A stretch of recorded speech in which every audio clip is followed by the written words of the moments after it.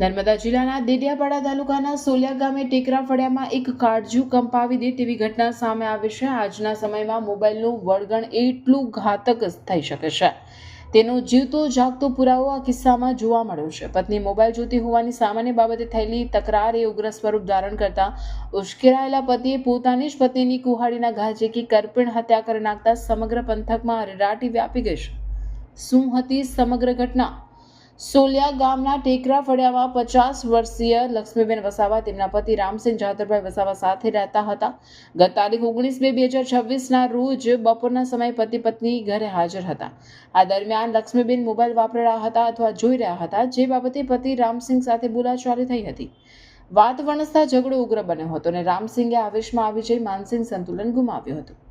ગુસ્સામાં અંત થયેલા રામસિંહે ઘરમાં પડેલી તીક્ષ્ણ કુહાડી ઉઠાવી પત્ની પર હુમલો કર્યો હતો.